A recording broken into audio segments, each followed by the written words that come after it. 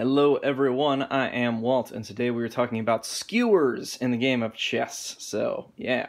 Skewers. What is a skewer, basically when it comes to chess? Of course, an actual skewer, I think I have one over here. Actual skewers for when you're making shish kebab and various other dishes there. Roasting certain things. Anyway, skewers. You're going to be sticking through your meat, and skewering them here. In chess, the game is, the name is pretty self-explanatory. You are skewering pieces, so it's kind of like stabbing through one piece to hit another. That's kind of how a skewer works. Anyway, so skewers. Let's dive into how this works. You can do skewers with a few different pieces. And normally it's done, I would say, from my experience, I would say that normally you're going to be skewering with your rooks or your bishops. You can skewer with a queen in various scenarios, but that's a little happens a little less in my experience. And you need a little more space for it. So let's go through a few skewers. First skewer is going to be the rook skewer here. So let's just say this is our setup. White is clearly losing badly. So let's show off some skewers. First skewer we could do here is our rook. So when you have your rook attacking the king here, king of course has to either kill this rook or move. Seeing as there's no way to kill it, we have to move. But we're being skewered here because the rook is attacking the queen behind the king. So as soon as the king moves, bam, no more queen. She just got skewered in that kind of fashion. You can see this in some hilarious other ways. You can see this happen with bishops, for example. Say we're in this scenario.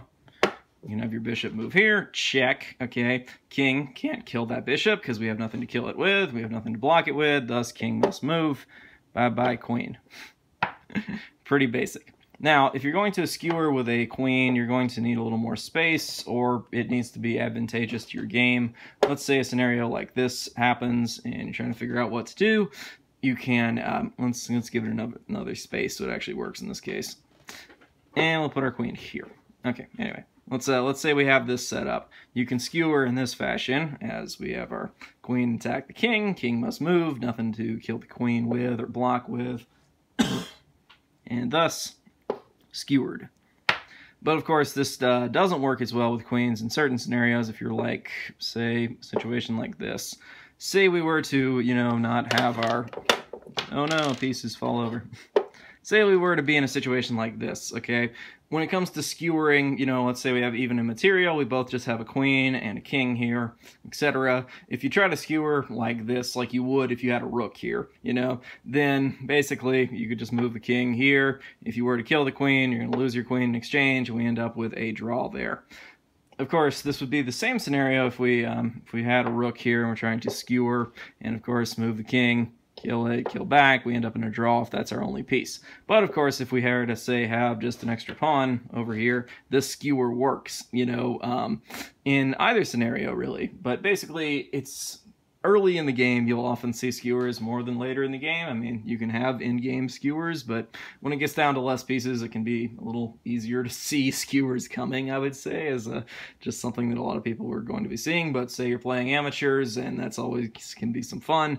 Skewers are a useful thing to add to your technique because you're stabbing through your enemy to hit, this other piece, and that's a skewer. Of course, skewers can occur with other pieces. You can do these kind of moves with a variety of pieces. They don't just have to be kings and queens and stuff. You can skewer, for example, rooks and queens and stuff. So if we were to skewer here with a bishop, let's say it's not the end of the game quite yet. Let's give ourselves a...